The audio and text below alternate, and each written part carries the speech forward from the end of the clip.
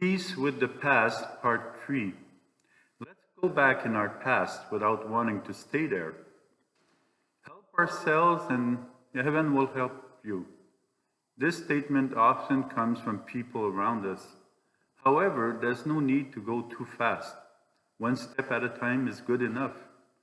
It takes one step in faith. Let's sit down an evening per week or an evening per month and listen to what's happening inside our being. Whenever we encircle the different movements of hurt, pain, sadness in us, and we strive to observe, accept, or reject them without rushing ourselves, every time we live a progression. Then we give them to Jesus in joy or in sorrow. There is also conscious or unconscious evil that we could have launched against some people. Evil done upon others closes us off and makes us vulnerable.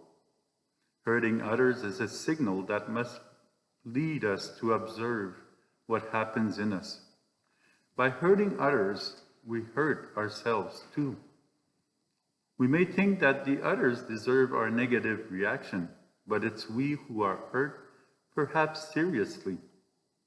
Each injury offered to others is an injury we suffer.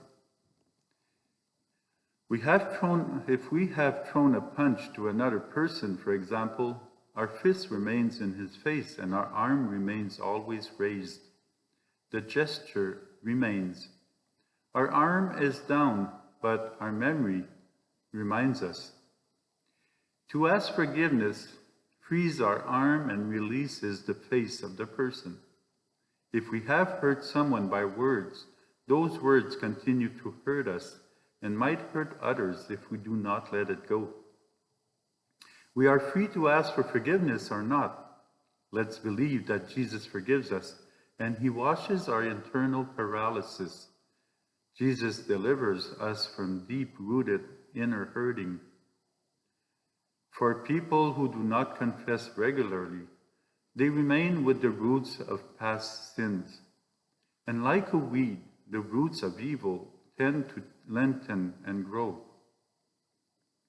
Saint John Marie Vianney, the curé of Ars, always had poor sinners, as he called them, in mind and before his eyes, with the constant hope of seeing them turn back to God and weep for the sins they have committed.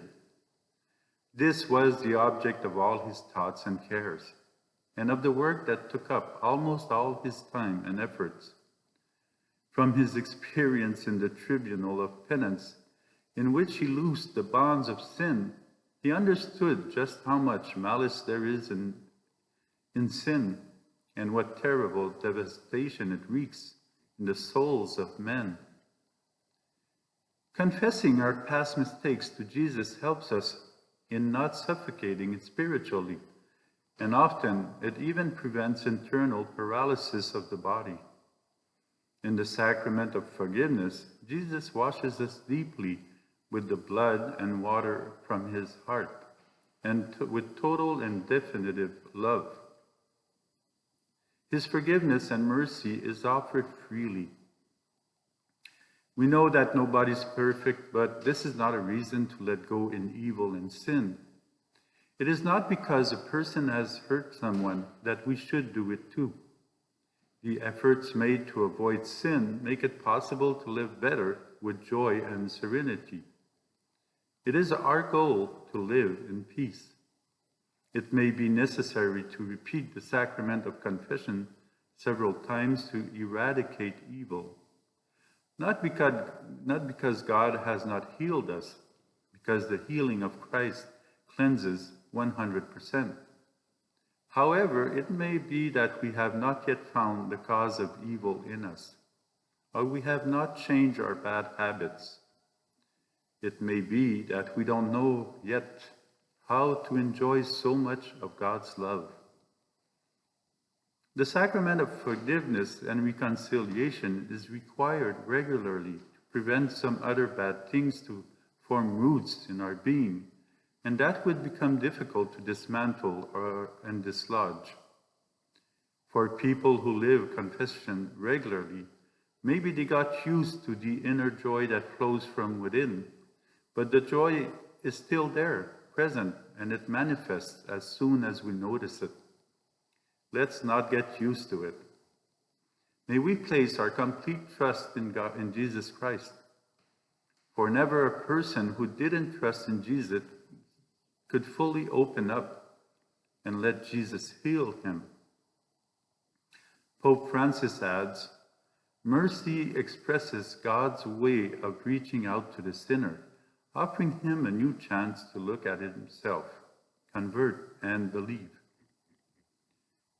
We can call the sacrament of forgiveness the sacrament of God's tenderness.